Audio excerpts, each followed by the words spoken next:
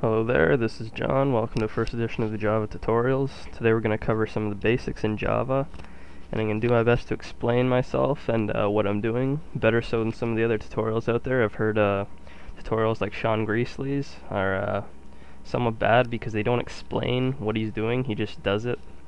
So I'm going to try not to do that, and hope you all understand this. So we're going to load up Eclipse. Today we're going to make the most basic Java program. What I've done here is I've gone to File, New, Java Project. I called it JavaTutorials. Actually, I'll just make a new one to show you guys how to do this.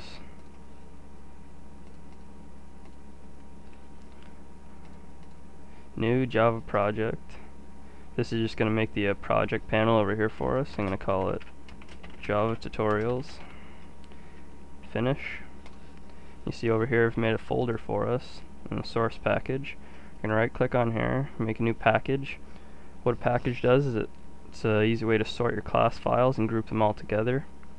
It's also good for development teams, so they can all work on different class files and put them all in a package together to make a program, sort of like LimeWire, because making a program like LimeWire all in one class file is just not logical to do.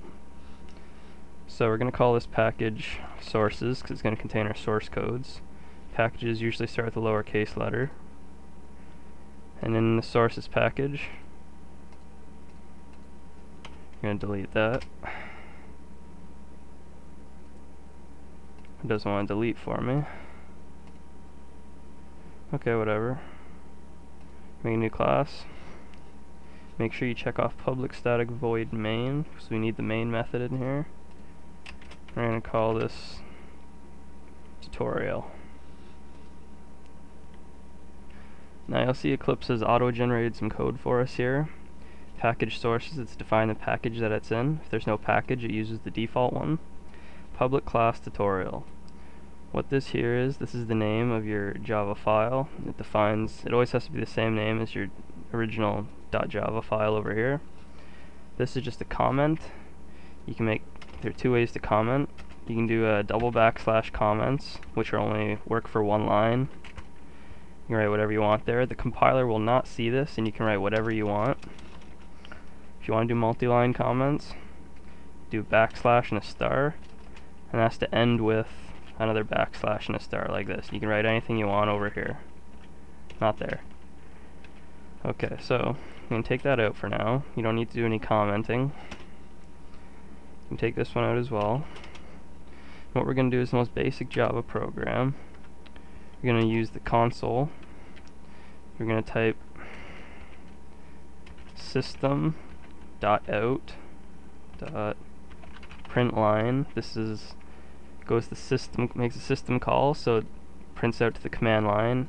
Out is for output, and println prints the statement that's going to be in here, and also makes a new line after it. So we're going to say hello Java tutorials.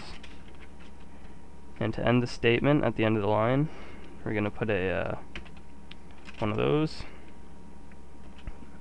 And to show a string, it always has to be in caps, in double quotes, like that. Single specifies a character. We'll learn about those later.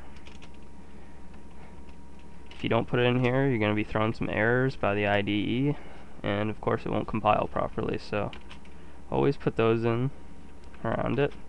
And what this is going to do is it's simply going to print hello Java tutorials to the console. Let's try it out.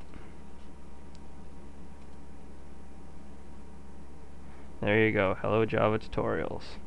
Now this down here is basically simulates the same console as if you're using the Windows command line.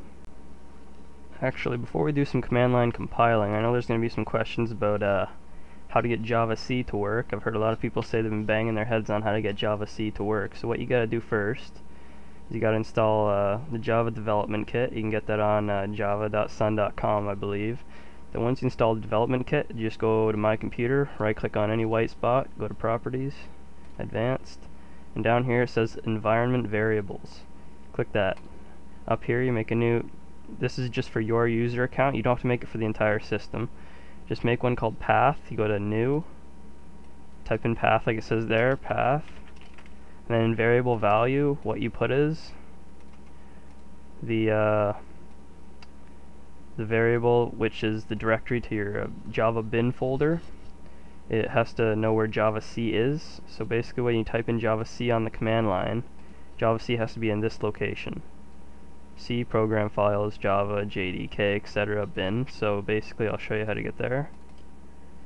Program files, Java, JDK 6.0 bin, and down right there, there's javac, the Java compiler right there.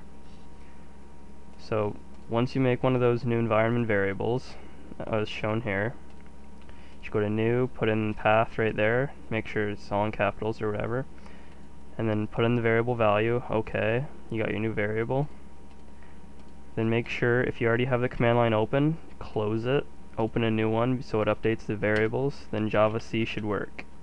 And I'll give you all these options. You can compiler options for different debugging info and stuff like that, warning messages. But now you should be able to compile your Java programs. So when we compile this via the command line, what we're going to have to do is we're going to take out sources, because in Notepad we're just doing a single program and it doesn't have the package format just like it does over here in Eclipse. There is no sources package, we're just doing a single file. So we take out the package line at the top. Now we just save this. We're going to save this as tutorial.java.